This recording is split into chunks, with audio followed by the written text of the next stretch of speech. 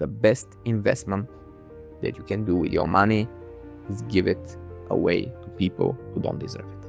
And when we overcome inertia, it's uncomfortable, which means that today you makes a sacrifice so that future you can have it better. Things never stay in one place in this world. If it's not progressing, it's usually some form of slow regressing. That self-love is not a result of anything. It is only the cause. And today I'm gonna make the most controversial statement, which is that self-love can be bought by money. This is not my money, by the way. It's the salary of the video team. True love cannot be manufactured. You have to open space for it. Hi, I'm Kalin. Many years ago, I started an online business. And 10 years ago, I founded a startup that is now worth 8 figures. First few years were failures, and then with the startup, I saw steady growth. What changed? The most important thing is that I got happier, more relaxed, and had a more holistic view of my life, my work, and my business. And today, we're gonna explore how this change happened and what caused it, and what were the problems before I solved them. I'm not here to sell you anything. There are no paid courses, no bullshit. I'm just here to give you free value. There will be a lot of twists and turns in this one, so stay to the end. What is the basis of happiness? Today, we're going to make the argument that it is self-love.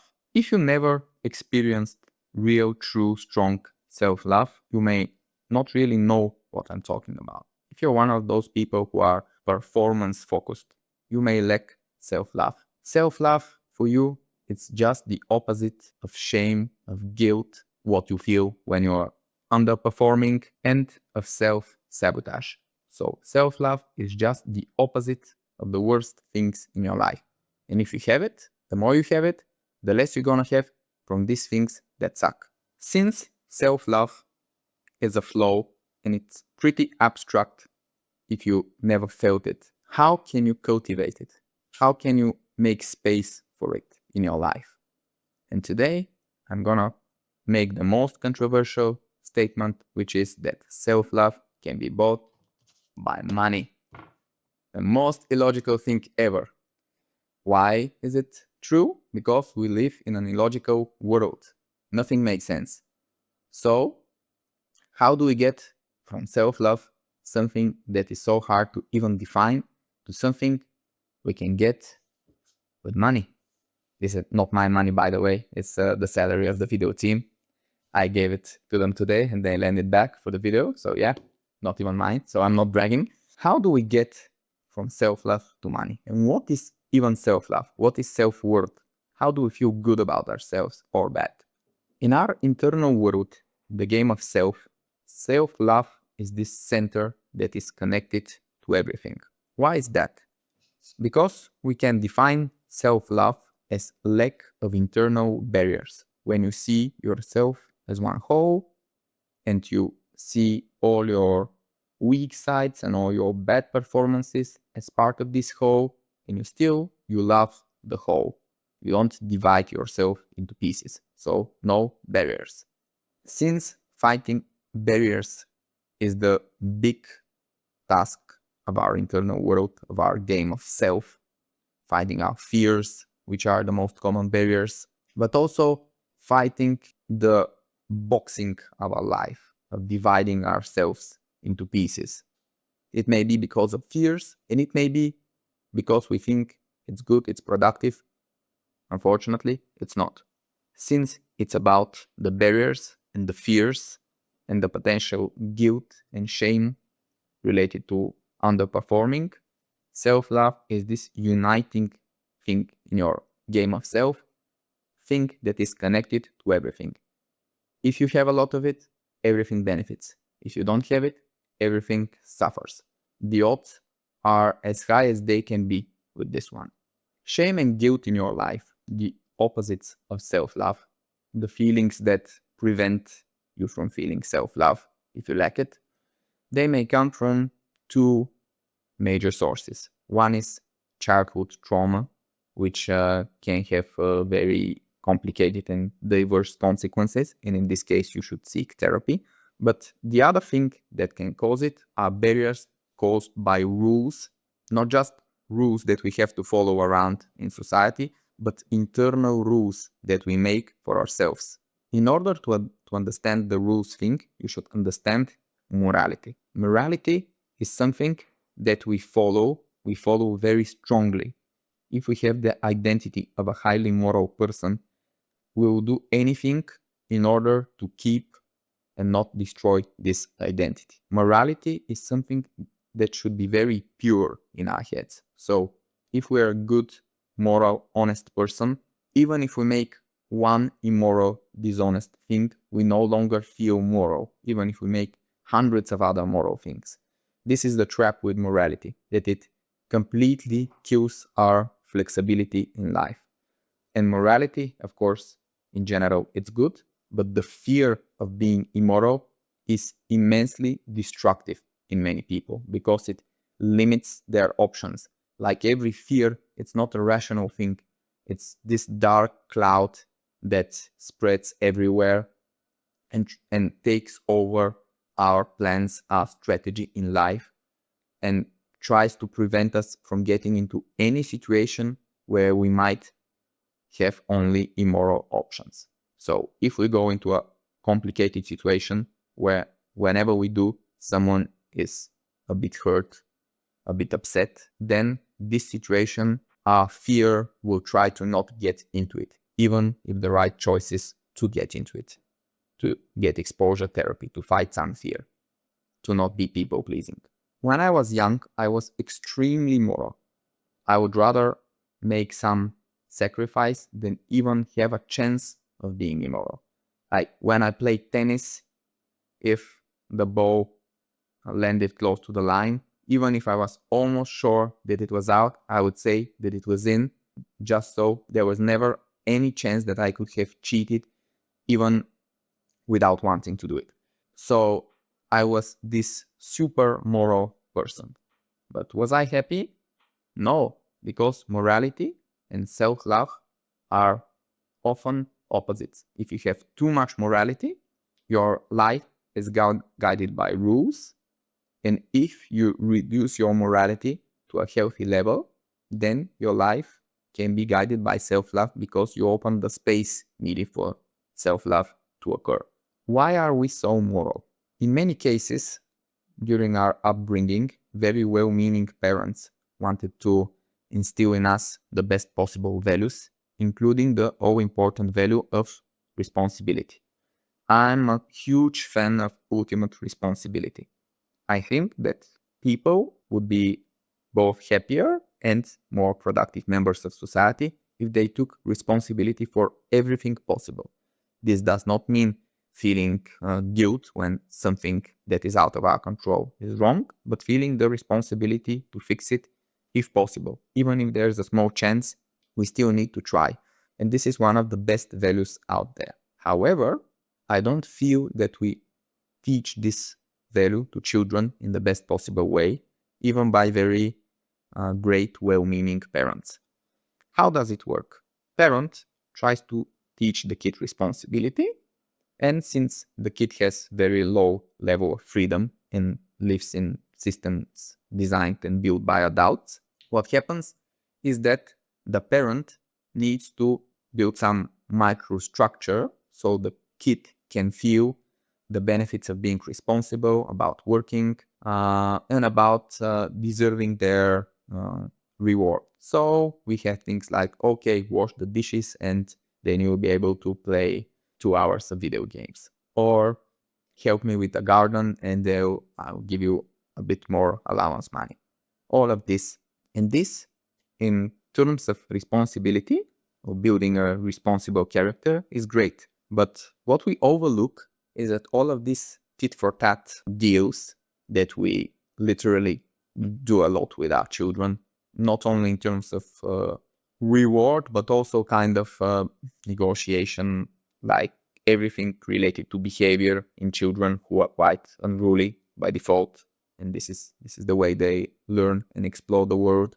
Everything we do to try to get some control with our collective life with children, we try to make it a trait so that the children can understand a simple trait. Okay, behave now.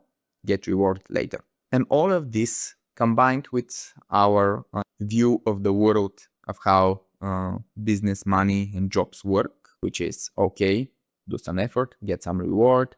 If you don't do effort, you don't deserve reward. All of this narrative is very damaging to our self-love. Why? Because true love is unconditional. It's not deserved. It's not because someone is this or that. This holds for every type of love. So self-love, romantic love, true love is unconditional. If you love a person, but they are mean to you, then you can not be with this person. You can just never see them. But love will always be there until it's not. So true love is an unconditional. It's the same with self-love. With self-love, you don't have to deserve it. You can be not your best self, but this doesn't mean that you shouldn't love yourself. Love, a large part of love is acceptance. If you love someone, this means you accept them for who they are. This doesn't mean that you shouldn't focus on progress. Of course, you always should. But progress actually happens easier when you first accept what is already there. Otherwise, you're not working with reality.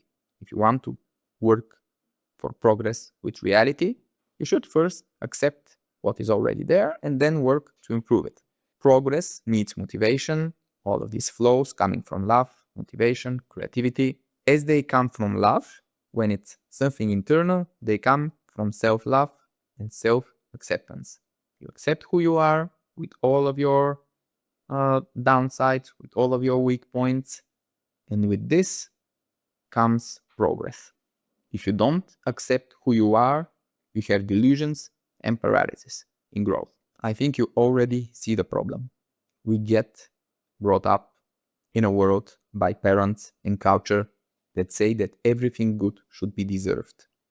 This is our whole culture. Our whole society is built on this merit principle. If you deserve good things, they will come to you. And if you don't deserve them, they won't. And all of the people who are highly moral, who are some of the best members of society, they have a problem with the self-love because their brain is so much wired that if you don't deserve it, you shouldn't have it, that they try to tie self-love to something they do. They try to tie it to their behavior, to their performance, to their thoughts, emotions, whatever. The problem is that self-love is not a result of anything. It is only the cause. You cannot generate self-love or any kind of love. You can only open the space so it naturally occurs by removing the boxes from your life and having the flows needed.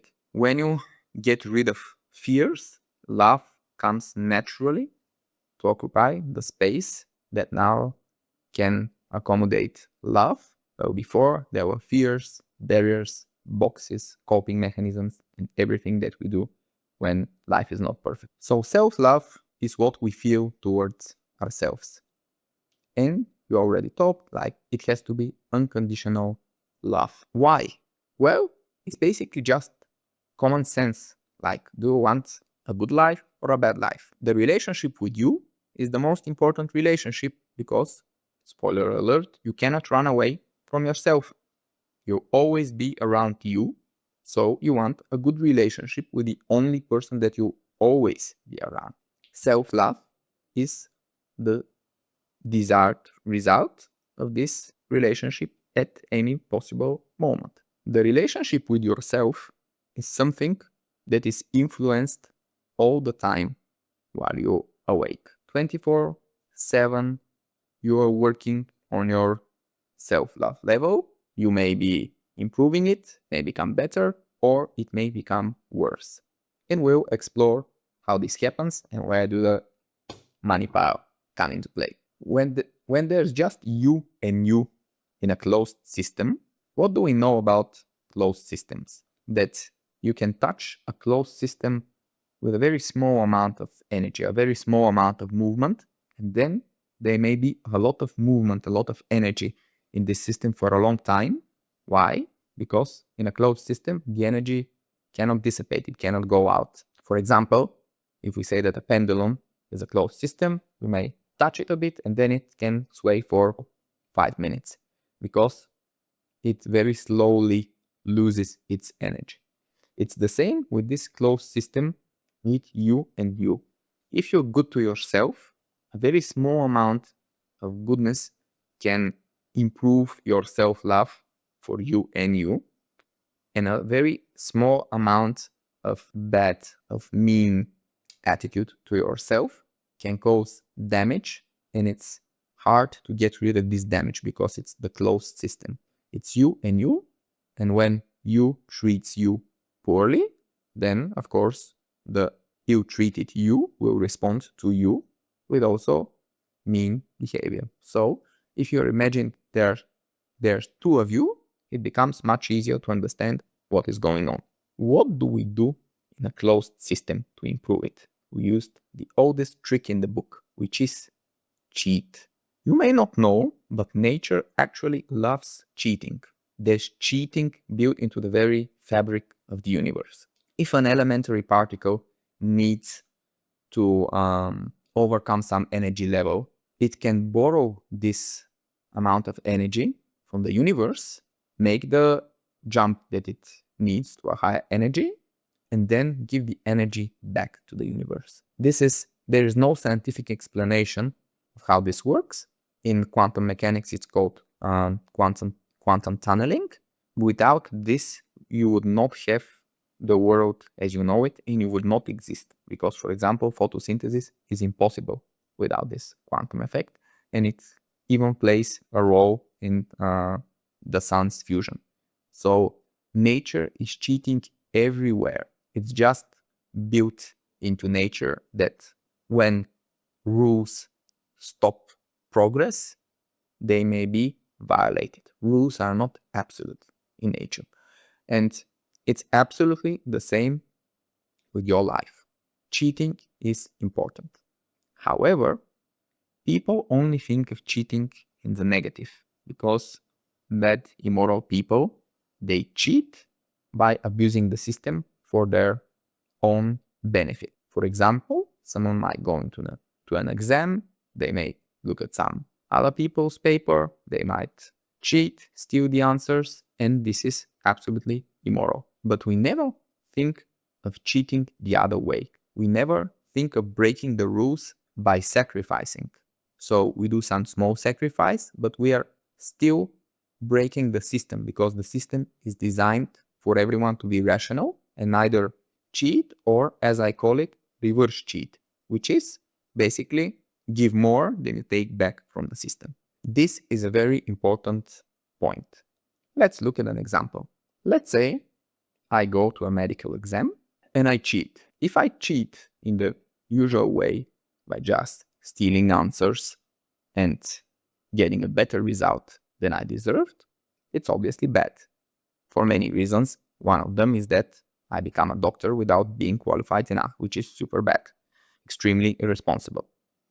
But what happens if I know the right answers, but put in wrong answers on purpose? From the viewpoint of the system, it's the same thing, because the system is not built for this. What will happen? Well, someone else will take my place as a doctor who will be less qualified in the end. So I'm still hurting the system somehow. I'm still causing chaos. And we get to this really important question. Is it always bad to cheat, even if you cheat in someone else's favor? Are the systems meant to always be followed? Are the rules we made as a society made to always be followed? Or we can cheat in other people's favor. Let's define reverse cheating as breaking the central rule of a system without benefiting ourselves, but instead someone else benefits. Okay, someone else is benefiting. Now we look like we're doing something very noble. Although you may say stupid, but still kind of has this decision has kind of the noble feel to it. But what happens if the person in whose favor we reverse cheat is future us, future you? What if this relationship is between me today and the future version of myself? Which means that I do a sacrifice today so that future me can have it better. Because every time that you do a positive change in your life, this is what happens. You don't want to make a change because we're all governed by inertia and we want to do the exact same thing always. And when we overcome inertia, it's uncomfortable, which means that today you makes a sacrifice so that future you can have it better. So actually, reverse cheating is already a huge part of your life. And if you didn't have it, you wouldn't ever make any progress. You and future you are locked in this constant dance of expectations, reality, and improvement attempts. But why do most of our improvement attempts fail? Inertia for sure plays a role, but a very important missing thing for many people is that they don't go all in on the reverse cheating part. They try to deserve everything, while progress is not always deserved. If you want to deserve everything and you have low self-love, you will never feel like you deserve progress and success, and the result will be self-sabotage, as it's known in psychology, which means that you know where you need to go, you have some direction in your life, you even know the steps to get there, but you don't take them.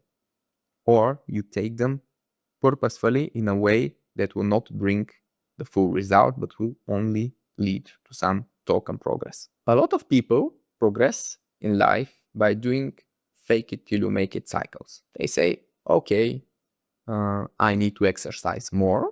I don't really love exercising, but let's push myself and pretend to love it for a bit, and then I'll get to love it for real. And it works. It works for many things, but there is one thing that you can never generate using fake it till you make it cycles, and this is self-love.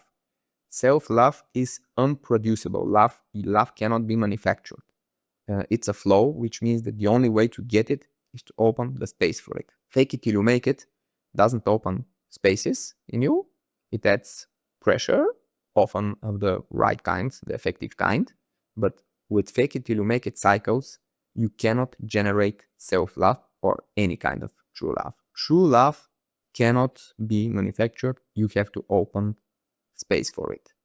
If there's a small grain of already true love, you can nurture it, you can help it grow, but you cannot create it by any means. The emergence only comes when you have fertile ground and give it space and sometimes time. There are two important things for self-love. One is to open the space for it, and the other is to prevent its killers, which are fear, guilt, and shame. So fears are kind of a specific thing, but when they get internalized about who you actually are, when this becomes based on fears, you get guilt and shame. And when you get these emotions, they kill every kind of love, including self-love. Self-love and guilt and shame are polar opposites. And in order to get rid of guilt and shame so you have space for self-love, you may need to question your super strong morality, because everyone makes mistakes in life, and if any mistake that you make leads to guilt and shame, you will have a lot of guilt and shame in your life. And even worse, every bad thing comes in two forms: when you actually make it, when it actually happens, and the fear of it. In some cases, the thing actually happening is worse, like with major tragedies in your life. But for most small things, the fear of the thing happening is actually the worst part, because maybe some small thing, but doesn't happen for a long time. You don't get the exposure to it, and the fear may be there for a long time, dragging you back. And these fears may combine into feelings of inadequacy, of feeling to be a bad, a broken human being, to feel that you cannot achieve anything in life. And all of these feelings of guilt and shame, they will prevent self-love to come into your life. And without self-love, you cannot progress for anything that is really meaningful. So how do we get out of this super vicious cycle? We get back to our model where there's you and you, two copies of you. So you can imagine better how the self-love processes work. So it's you and you in a relationship. How do relationships work? Relationships between people start in all kinds of situations. They have very, very diverse starting points. But the only thing that truly defines the outcome of each relationship, which also holds for the relationship between you and you, is how does it evolve over time? Is it getting better? Is it getting worse? Is trust increasing? Is trust decreasing? This is also valid for all romantic relationships. A lot of romantic relationships start with attraction, two people being attracted to each other, getting to know each other. And then if they get together, there's a process where either things get better and better and better in time, which often leads to them staying together for a very long time, or things start getting apart, they cannot repair properly, and things fall apart and they separate. So it's either a race to the top or a race to the bottom. And this holds for every type of relationship, even the relationship between an employer and an employee. All of those relationships, they all have the same structure. It's either a race to the top or a race to the bottom. Things never stay in one place in this world. If it's not progressing, it's usually some form of slow regressing, slow degradation of the relationship. So how does the race to the bottom look? The sides lose trust over time, and no one makes goodwill first steps. This is a very important characteristic of the bad relationship. No one will extend their hand to help while the other person is not in their best shape and is mean to us. And the vicious cycle begins. People become more and more defensive. They stop understanding each other's facts. Then they stop caring about each other's feelings. Then they become passive aggressive. Then they become openly hostile. Then they become contemptuous, which is one of the last stages. Then they lose respect for each other, and the relationship ends. This is the bad, the vicious cycle. But how does the good cycle look, the race to the top? The race to the top can start from anywhere. It can start from nearly the bottom. So it can start from any starting point. But first step is willing to give without receiving anything in return. The moment at least one of the two sides decides to break the rules, basically to give without expecting anything in return, which is the most important sign of true love, of love that we don't view as transactional, then the good cycle starts. It usually starts by being completely honest and transparent. This is something that's very easily mirrored by the other side. So if both sides are normal people, not psychopaths, one being honest usually triggers the other being honest, and now you trust each other's facts. Then you can become more emotionally open, you can become kinder, because you are now feeling a safe space to share your feelings. This is also easily mirrored, and now you also care for each other's feelings. Caring for each other's feelings means that we are okay with tolerating minor failures from the other side, and this builds additional trust that holds even through bad times, and in the end we can see a full acceptance of each other as everyone is, and this acceptance is the basis for true love, higher love, as we call it in I Grow Younger. The goodwill first steps are very important. You have to give what you have not earned, which is reverse cheating, basically. Reverse cheating is what turns relationship around. If you are not able to do something that is outside of the rules, outside of the convention, if you are not able to reverse cheat, you have a much harder time turning relationships around. In relationships between two different people, let's say romantic relationships, the good thing is that you are not in the same emotional state. So if one of the two people feels down and is not in their best shape, not in their best behavior, the other one is likely not down at the same moment and can support it and can do this reverse cheating first steps, can do this goodwill first steps, and then the good mirroring can happen and the situation can be resolved until both people are happy. And this is the repair mechanisms that are so important for any relationship. However, our relationship with ourselves, it's a bit different because you are always in the same state, which means that when you're great, both of your two use is great. So basically you have self-love, you don't miss anything. But when you underperformed, when you feel bad, when you feel guilt or shame, one of the use is in a bad shape. And this is the moment where in a relationship between two people, the other one can say a few kind words and try to lift them up. But the problem is that the other one is also you. So it's also in a bad shape. So you have two versions of you, which are much more prone to start the race to the bottom than the race to the top. And if we live our life logically with the thought that everything should be deserved, and you give you some bad negative thoughts and go into a downward spiral, you don't have a pattern in the brain to break it.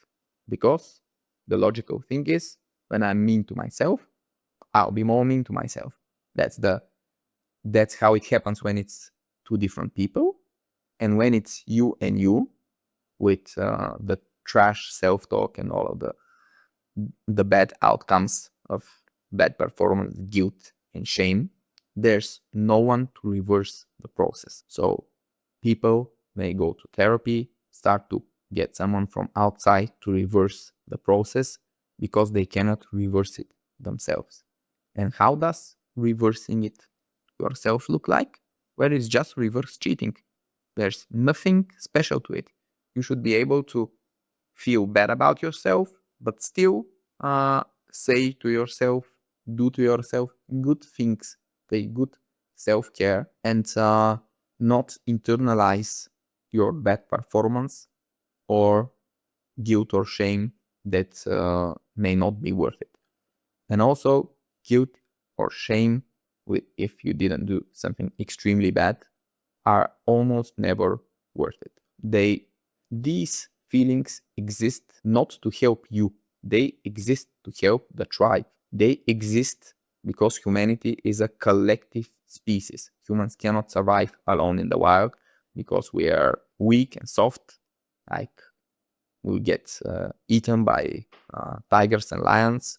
We will not be able to find food as individuals to survive. But we're very strong as a tribe because we're intelligent and very good at cooperating.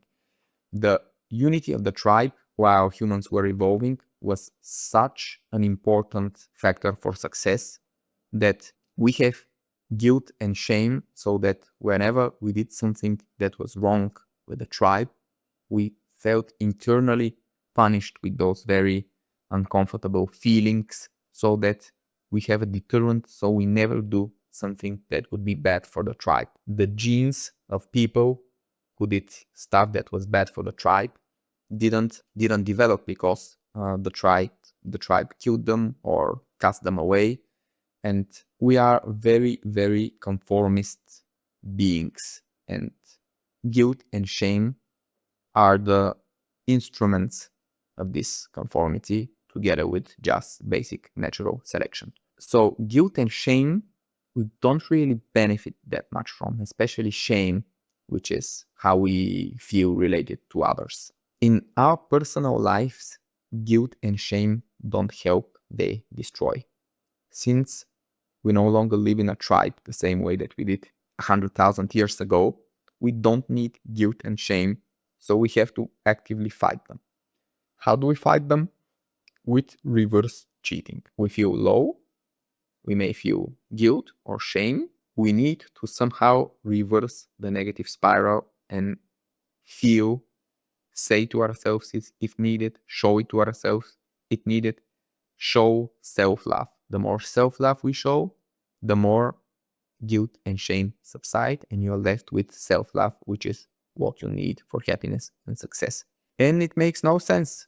Yeah, it absolutely makes no sense when you underperformed, did something bad, when you hurt someone, when you are bad to people, when you lost your nerves. It absolutely doesn't make sense to feel good. But feeling bad will not help you in any way. It's a very ancient deterrence mechanism. You cannot control guilt and shame and fears, and they will not actually help you not be in this situation again. What will help you is self-love. Now we know that the solution is grounded in reverse cheating. You have to kill this model that you have in your mind, that the world is logical, that everything is based on merit, and that every good thing, including the good feeling of self-love, should be deserved. You should absolutely destroy this notion. And everything in your life that reinforces it, you should challenge it as hard as you can. And this way, you build new patterns in your brain, the patterns that say success can be undeserved, still worth it. Happiness can be undeserved, but still worth it. The deserved, undeserved feeling should just disappear from your life. You should eradicate this shit. Now you're gonna ask, isn't it too hard? Like, how can I eradicate something that is that deep? Actually, it's quite doable, because unlike the guilt, the shame, the coping mechanisms, the people-pleasing parts, all of these things that are related to not being cast away from the tribe, all of these things that come from evolutionary biology, they are built into us very hard, very deep. So if you want to try to erase caring about what other people think of you, it's almost impossible. You can achieve a lot of progress, and you should fight this fight, but you cannot completely stop to care what other people think about you, because this is biology. It's built in you. It's built in the way you tick. You can have like countermeasures, you can have filters, you can have adjustments, but you cannot completely erase it. However, deserving shit is not built into you. This is not biological, because you gave an ancient human some nice food, let's say bananas. They would not think, do I deserve the bananas? Are they keto or something? Like those rules that we put in our modern life, they didn't exist. If you look at the animal kingdom, the cheetah chasing the gazelle doesn't stop to wonder, do I deserve the gazelle? What the fuck? So in the, like, you can imagine the cheetah taking care of her like small cheetahs and catching prey so they can eat. When they try to catch the next gazelle, do they think like, oh, did I divide it fairly between my small cheetahs when I caught the previous gazelle? Am I a good mother? Like, no, this shit is not biological. This is just human inventions, and they are not beneficial in the modern world. They are absolutely not beneficial. So our upbringing and our culture left this imprint on us that anything should be deserved, and children got it really hard. Why? Because children copy. They learn by copying. Copy paste is all children do, and then they can start reasoning. There's a very interesting experiment between, I think, a 4-year-old child and a chimpanzee. And they put the 4-year-old child and a chimpanzee in the same situation, which is the following. There is a box, let's say wooden box, and there are 2 holes in the box, and there's a researcher who is trying to show how this shit works. And at first, the box is wooden, so you cannot see what's inside. The researcher knocks on the box, then tries the first hole, there's nothing there, then tries the second hole, oh, there's a hazelnut. Yummy, eats it. Then they show this to the kid. Kid does exactly the same thing. Then they show it to the chimpanzee. Monkey does exactly the same thing. They knock, they try the first hole, then they try the second hole, the hazelnut, nice, they eat it. And then they changed the box with a glass box. Now in the glass box, everything is transparent, which means that you can immediately see that knocking on the box does absolutely nothing, and that the first hole is empty, and in the second, there is a hazelnut. And again, the researcher does the whole ritual again, takes the hazelnut, eats it, and then they give it to the child. Child copies, even though the child doesn't really understand why they knock on the box or why they try the empty hole, they still do it even though it's glass box and it's evident that there's nothing there. The child copies. But when you give this to the chimpanzee is like, what the fuck? Takes the hazelnut, runs away like, I won't be knocking here when there's a hazelnut. I can fucking see it.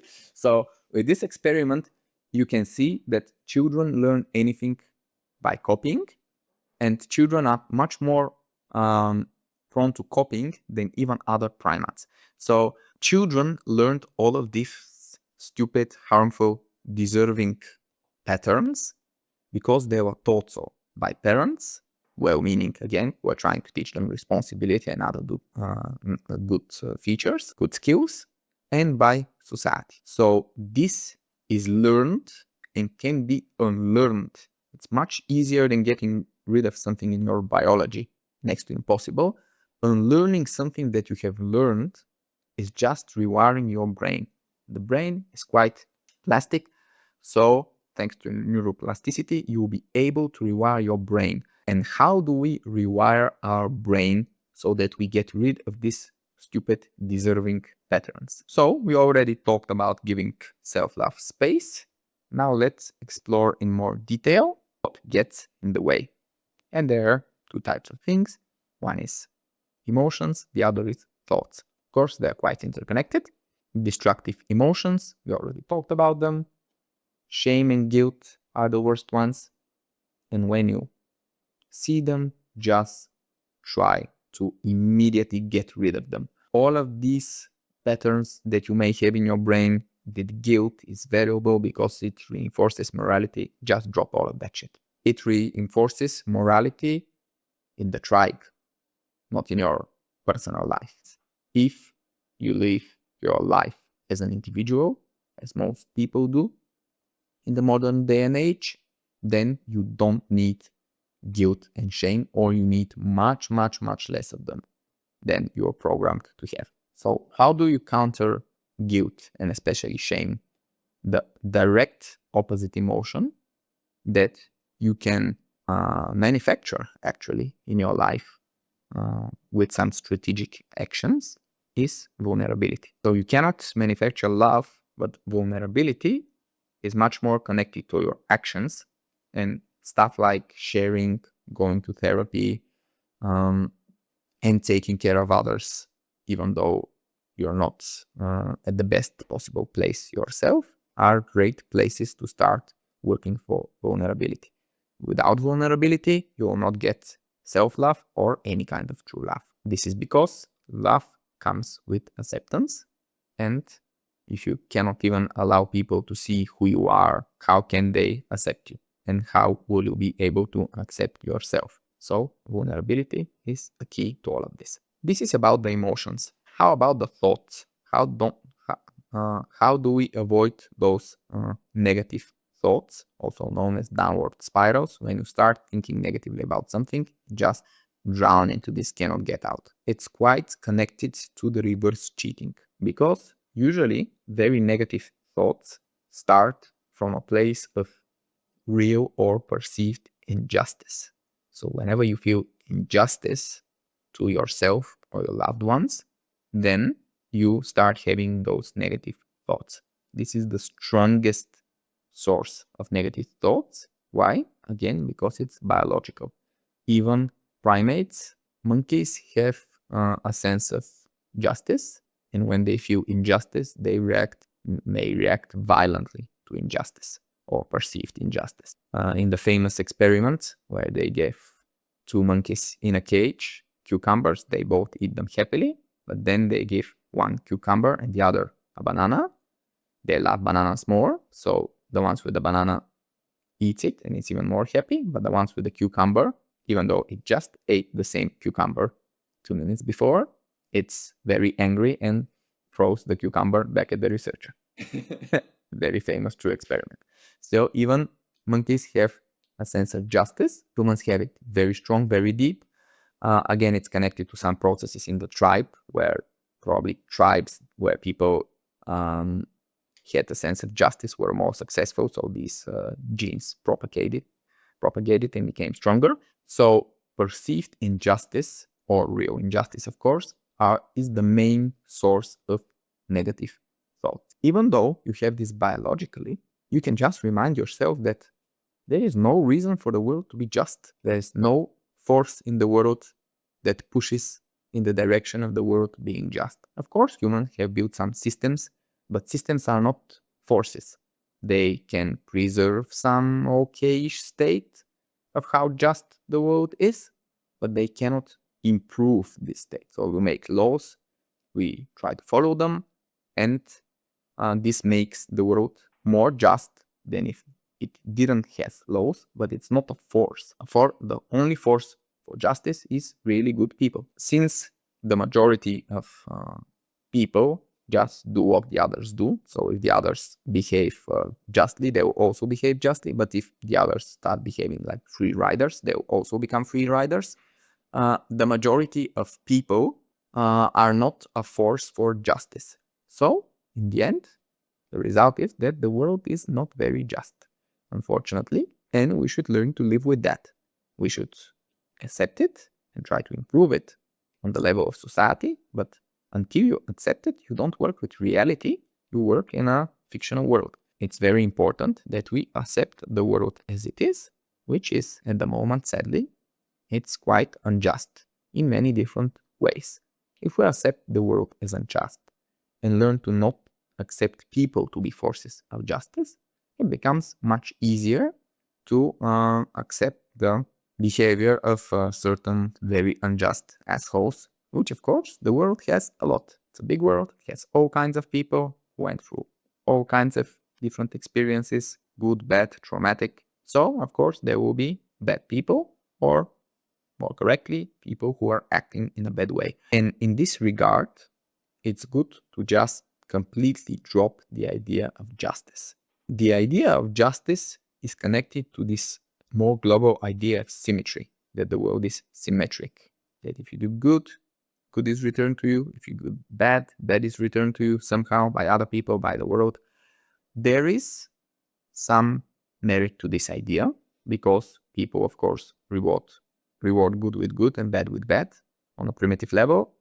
But since the world has people, has systems who are indifferent and cannot really distinguish good from bad intention, and the world is just very messy and interconnected, there will be a lot of cases where someone will be returning the wrong output for the input, and good may result in bad, and bad may result in good, just due to chaos, imperfect systems, very imperfect people, and expecting things to always go according to this symmetry will be your real problem in life, huge problem.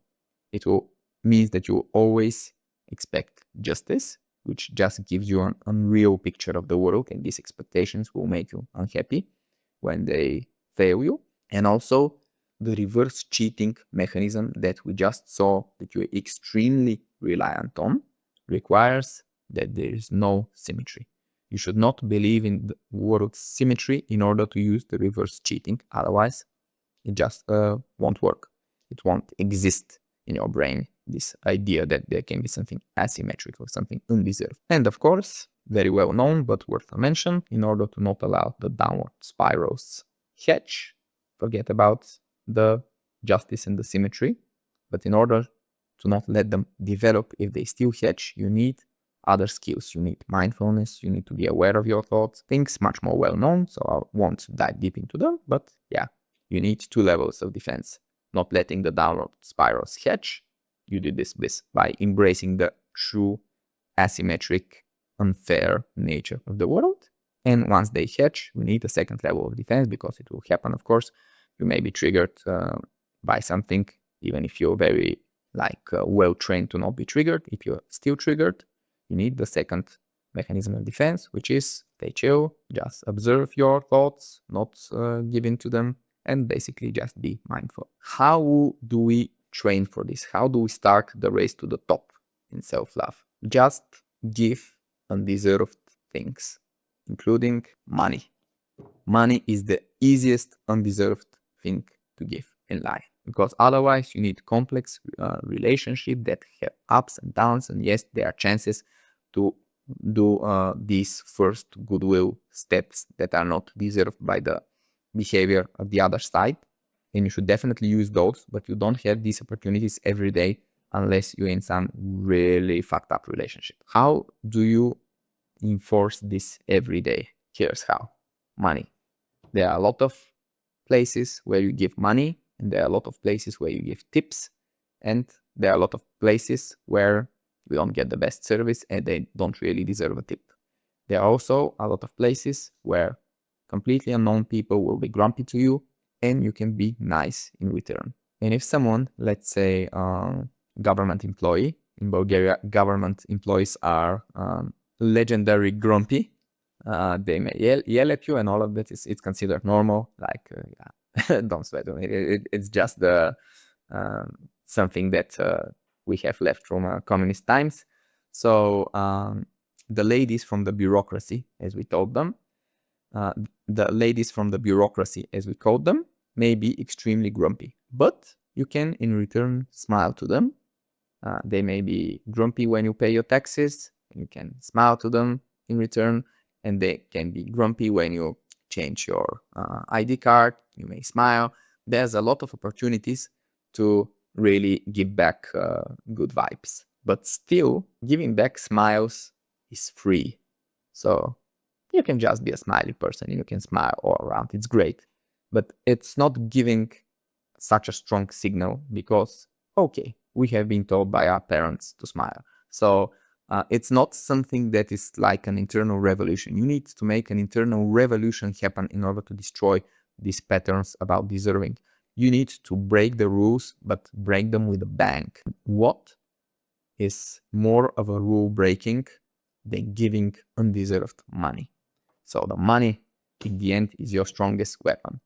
Okay, you were in a taxi. A taxi driver was yelling at other cars who cut them in traffic. They were grumpy, agitated, not really giving you the best experience, not really deserving a tip. But what you do is you tip them, and you tip them substantially. Give them a tip that is larger than the average tip you would give to just like any random driver. This first, of course, you're doing a very nice thing, and people react very emotionally often to those, but especially because they fully understand that they didn't deserve them. So it also breaks their bad patterns.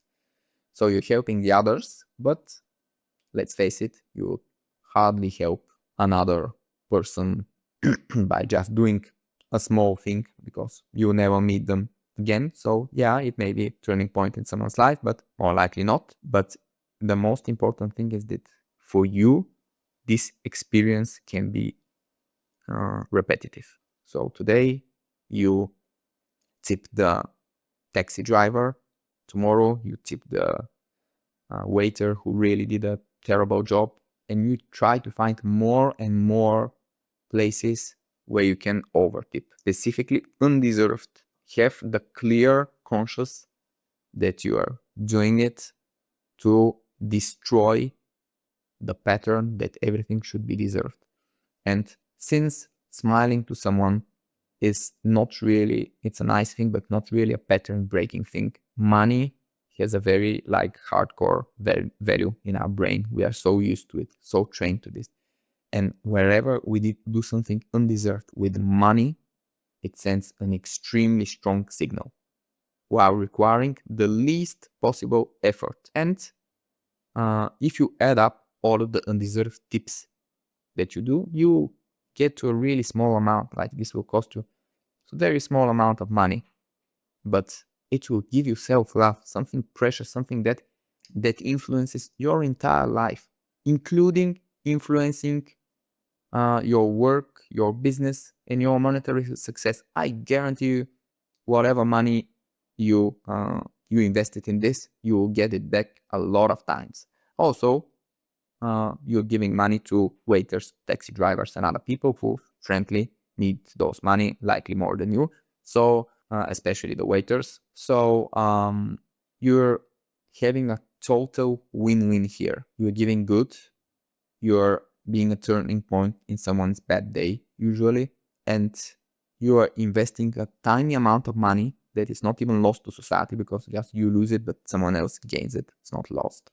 And you are giving a great signal to the other person, but an even stronger signal to you because you are doing the act. The other person is passive. Okay, they get it, they're happy there, they may be really emotional about it, but they're still on the passive side. But you are the one who are actually doing it. You are giving the cash. You're getting the money and you're giving it, which means that you are leaving a very strong mark here in your brain, like all actions do. And you're breaking the pattern of how everything is deserved. And the end result should be that you open space for self-love by destroying all of the things that are in the way, and you're doing it with an extremely simple and doable thing. How will this influence your self-worth? Well, self-worth is basically just a projection of your self-love into the real world. So self-love is something very internal. You only feel it connected to you, while self-worth, you somehow feel connected to the world around you. There is nothing you can do about your self-worth that is not connected to your self-love. The only way to improve your self-worth is this way. Destroy the deserving patterns in your brain. Everything in the world you should see as both deserved and undeserved. There should be no such metric in your mind. And then you get self-love gradually because you open the space for it. And then you get better self-worth. And when you get better self-worth, you will figure out that you don't need high performance to feel good. You need authenticity and you feel great. Good or bad, it's all relative. The important thing is to grow, and you will not want achievements. You will want to give real value to others, not to yourself. This will be the true achievement for you. And you will not need resources like money and objects for status. You won't need to buy a Lambo or something. You only need and value resources in order to give the value to others, to open yourself out to the world and have much more flows and much less boxes in your life. When you have real self-love and self-worth, you will only have one metric for your success, and it will be, did I give everything? And in this case, when you give everything, you will feel amazing, even if the results are objectively bad because of lack or too high competition or whatever. But even if you don't give everything, you will know what to do next time. Just give everything. This really simplifies your life. It's simple and it's easy to improve. If you don't give everything, okay, the possible reasons are not too much. Maybe I wasn't feeling okay in my body. Maybe I didn't sleep enough. Maybe I ate too much before the performance element. Maybe I had a stupid song in my head. There are 10 possible things that can reduce your performance on a physical level. And then, if it's not one of those, maybe you didn't have the flows. Maybe you didn't have the self-love, the empathy, the meaning. But if you didn't have them, it's great, because then progress awaits you. You will find them, you will feel better and better over time, and you have a lot of great emotions from discovering great things in life if you still didn't discover them. It's all potential, it's all progress that hasn't happened yet. Don't try to evaluate yourself based on external validation. Results, all this shit doesn't really matter. With true self-love and true self-worth, you will usually give your best. When you give your best, sooner or later you succeed, because most people are extremely far from giving their best. They're not just not giving their best, they're actively self-sabotaging, at least half of them. So what you need is self-worth, self-love. Give yourself space, give yourself time, be patient. You improve over time once you accept yourself for who you truly are. Does this mean that you don't need money? No, money is an important source of freedom. So money is an actually important validation tool, but never tie money to your self-worth, because in the long run, you want to have almost unlimited money, so you can also help others. You are aiming very high, which means that it's okay to start slow with money. The important thing is to develop ultimate skills, meta skills, so that you can do anything in any situation, and you have the feeling that you can handle anything, and the self-love, the empathy, and the meaning that you develop in your life will give you self-worth, confidence, and everything will fall into place. And once you have enough money, so you have freedom with money, the best investment that you can do with your money is give it away to people who don't deserve it. The second best is to give it to people who do deserve it. But for you, not for the world, but for you personally, giving the money to people who don't deserve it, of course, small amounts of money that don't really give them the bad signal that they should just go around and ask for money. The small money in the right situations, it's not that difficult to tell. Big tips for underperforming waiters and taxi drivers will give you the most important signal that the world is asymmetric, that reverse cheating is the basis for much more than you think, that nature itself is a cheater, and you are being natural by being a reverse cheater too. Self-love and self-worth come from within, and although it may seem tricky to generate them, once you know what prevents, once you know what stands in their way, once you fight successfully guilt and shame, and once you destroy the patterns that say that everything has to be deserved, you will have them. They will appear as if magically from nowhere. You will start having self-love and self-worth. That's how it works. That's how it worked for me. And it worked in similar ways for all people who didn't have self-love, but somehow discovered it. Once you discover self-love, it will massively improve your game of self and the better understanding of reality of the world. Asymmetries of the game of life will demolish inertia, make you active, successful, and the end result, including all of the happiness and the other things, will also include money. Thanks. Like and subscribe for more super high quality content like this. A reminder, we're not doing this for profit. This is an absolutely non-profit project, and we're doing it to help people like you. So share it around. Thank you. See you in the next one.